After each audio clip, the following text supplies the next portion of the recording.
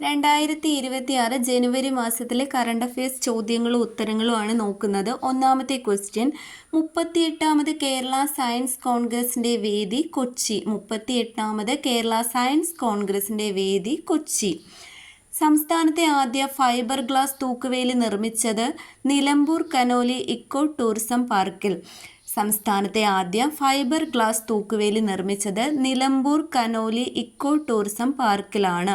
സ്റ്റാർട്ടപ്പുകൾക്ക് പ്രവർത്തന സൗകര്യമൊരുക്കുന്നതിനായി കേരളത്തിലെ ആദ്യത്തെ ഡിജിറ്റൽ ഹബ്ബ് ആരംഭിക്കുന്നത് കളമശ്ശേരി. സ്റ്റാർട്ടപ്പുകൾക്ക് പ്രവർത്തന സൗകര്യമൊരുക്കുന്നതിനായി കേരളത്തിലെ ആദ്യത്തെ ഡിജിറ്റൽ ഹബ്ബ് ആരംഭിക്കുന്നത് കളമശ്ശേരി.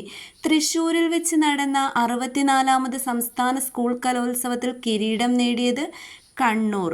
രണ്ടാം സ്ഥാനം തൃശ്ശൂർ ജില്ലയാണ്. 2026 കേരള സർക്കാർ സംഘടിപ്പിക്കുന്ന AI ഉച്ചകോടി വേദി കോവളം. 2026 കേരള സർക്കാർ സംഘടിപ്പിക്കുന്ന AI ഉച്ചകോടിയുടെ വേദി കോവളം.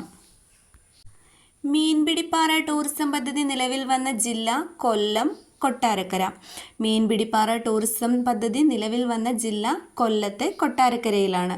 കേരളത്തിൻ്റെ മുൻ ധനകാര്യമന്ത്രിയായിരുന്ന KM മാണിക്ക് സ്മാരകം നിർമ്മിക്കുന്നത് വെള്ളയമ്പലം, തിരുവനന്തപുരം. കേരളത്തിൻ്റെ മുൻ ധനകാര്യമന്ത്രിയായിരുന്ന KM മാണിക്ക് സ്മാരകം നിർമ്മിക്കുന്നത് വെള്ളയമ്പലം. കേരളത്തിലെ ആദ്യത്തെ വനിതാ വ്യവസായ പാർക്ക് നിലവിൽ വരുന്നത് ലക്കിടി. കേരളത്തിലെ ആദ്യത്തെ വനിതാ വ്യവസായ പാർക്ക് നിലവിൽ വരുന്നത് ലക്കിടിയിലാണ്.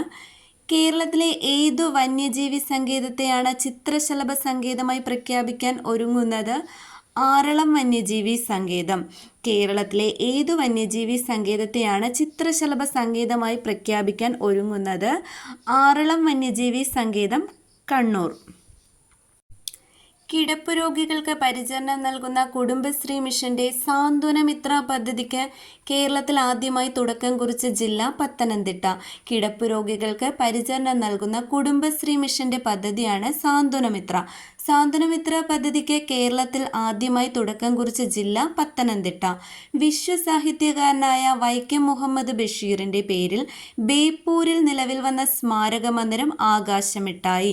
വിശ്വസാഹിത്യകാരനായ വൈക്കം മുഹമ്മദ് ബഷീറിന്റെ പേരിൽ ബേപ്പൂരിൽ നിലവിൽ വന്ന സ്മാരക മന്ദിരമാണ് ആകാശമിട്ടായി. 18ാമത് ബഷീർ പുരസ്കാരത്തിന് അർഹനായത് S. ഹരീഷ്. കൃതി പട്ടുനൂൽപ്പുഴു. 18ാമത് ബഷീർ പുരസ്കാരത്തിന് അർഹനായത് S. ഹരീഷാണ്. അദ്ദേഹത്തിൻ്റെ കൃതിയാണ് പട്ടുനൂൽപ്പുഴു.